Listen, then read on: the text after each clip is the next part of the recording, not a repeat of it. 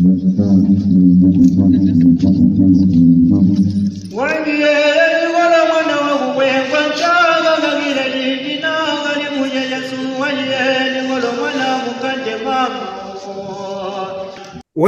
to this interview. My name is John Njovu. I'm from EvalIndigenous. I'm a founder member and I'm in charge of this voice recording project. Maybe we start by knowing you. Okay, thank you so much, John. My name is Dereje Mamo from Ethiopia. I worked for Global Health Evaluation Service Activity and as a team leader and senior Health Information System and Digital Health Evaluation Specialist. And currently, I'm the president of Ethiopian Evaluation Association. When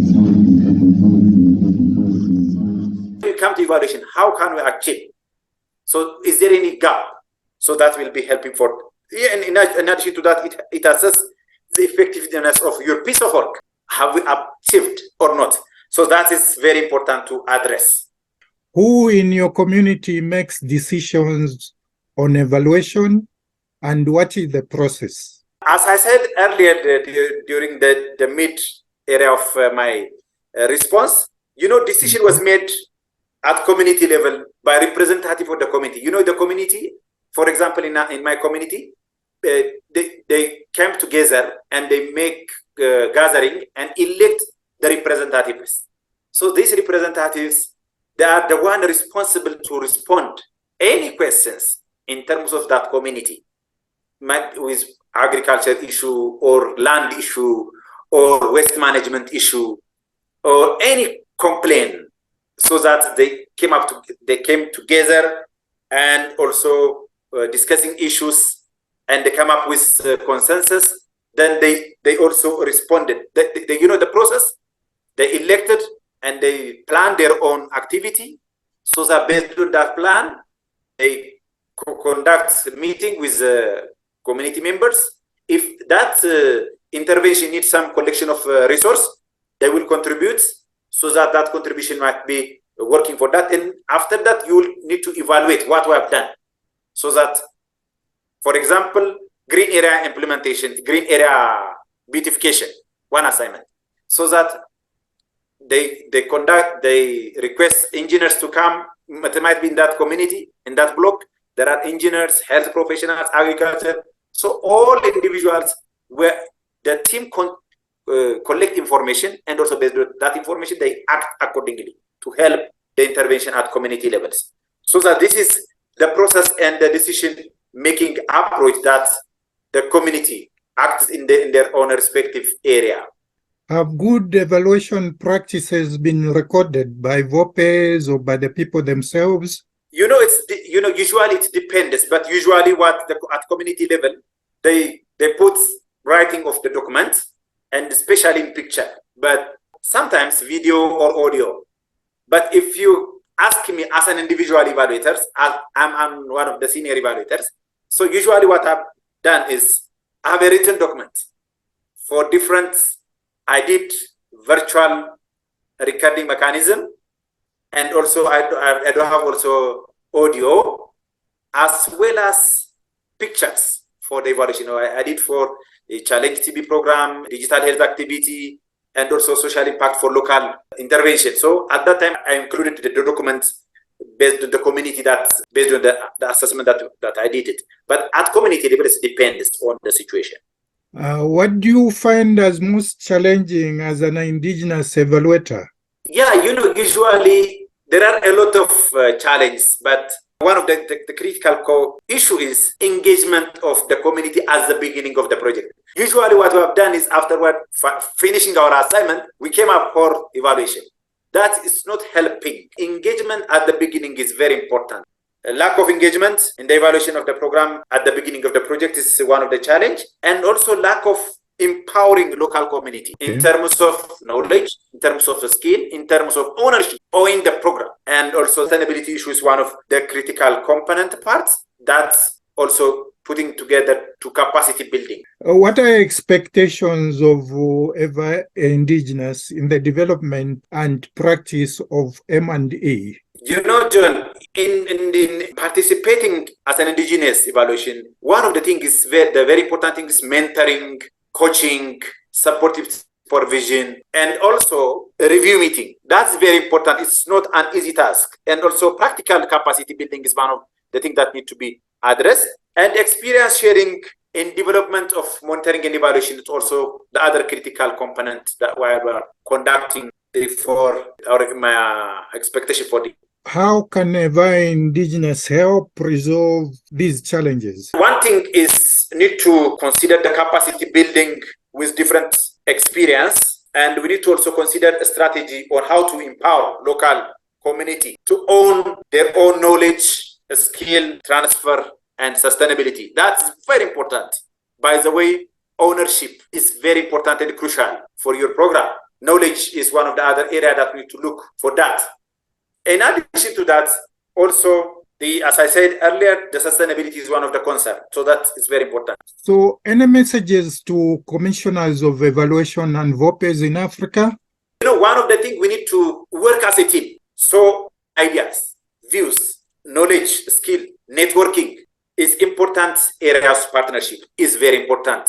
That is the message I have for the Commission as well as for VOPE. Are you networking with other VOPEs in your neighboring countries? Yes, recently the International Center for Evaluation was conducted in Ethiopia, Addis Ababa. So we tried to network the Ghana team, and we were planning to conduct virtual meeting. So we are trying to sign a memorandum of understanding. And also we are also planning to, we already discussed with ICD, the International Center for Evaluation, and so we are planning to sign memorandum of understanding, working, almost our objective is similar with the ICD, our vision, our mission, our values. And also we are also planning to do with the Kenyan team. So this is our initiative, very important networking. Do you have any message to governments, development donors, and other funders of building national MOE capacity across Africa? Yes, John, especially governments need to ensure ownership. Whatever the program is conducted or projects, government need to take responsibility on owning the program or the project. And the sustainability issue is the responsibility of the government in terms of knowledge, in terms of skill, of local people transferring knowledge who have expatriates coming from different countries. So that we need to own the program, and we need to also transition the information to knowledge and skill. So that's why we said owning the program. So government need to take responsibility on that area. In terms of development partners or donors or funders, usually we don't need emergency response. We need to collaborate in emergency as well as development actions. Emergency has its own modality of addressing the problem, but we need to make sure that any donors think on the strategy, developing a strategy in collaboration with the government, with the local government, for the planning on building capacity in terms of infrastructure, building capacity in human resource is very important, especially human resource capacity building is very important and vital. You might not have money at this moment, but you might be also get another money from with time. But if you are building your capacity, if you have good capacity, you can able to address your problem through step-by-step approach. So development partners or donors need to respond on the area of the gap that government have and make sure that the strategy for future sustainability. That is the idea that I have from my side, because I worked almost 20 years in the government of Ethiopia, the Ministry of Health. I started from the facility up to the National Ministry of Health level, and I worked at different organizations, FHI 360, UNICEF, WHO in Ethiopia. Then I went to other countries, South Sudan. I worked as expatriate for Save the Children and Merlin to support as health system capacity building manager and consultant program manager for 5 years. And my focus was capacity building on the locals to own the program. And I came back again to Ethiopia and I worked Social Impact USAID project. Again, one of the German organizations I worked for as a consultant. Now recently I worked for JHVAL, which is a USAID supported organization. So my focus was on building the capacity of locals to own and to sustain to the future development in the country. That was very good. Is there anything you may want people to know on maybe what is happening in Ethiopia or something that you think is important? Exactly. You know, John, the very important thing is now we Africans need to work further in detail and collaborating. Collaboration is very important. One hand cannot able to manage. But if you are making 2 or 3, you might bring its synergy. So Africans need to wake up in terms of any intervention, in terms of the development, that's social development, health, education, agriculture. If you are collaborating and if we are working together as a team, you know, we have a lot of people, you know, the number of population, in terms of population, we have more than 1 billion, we Africans, so that we don't want to lose this opportunity. The Vision 2063 is almost coming. So we need to work hard. I think you heard that Ethiopia is planting within a day more than 567 million seedlings on a day. That is to address climate change. Yes. The COVID pandemic, we as a government, we tried to address the issue of flood, drought.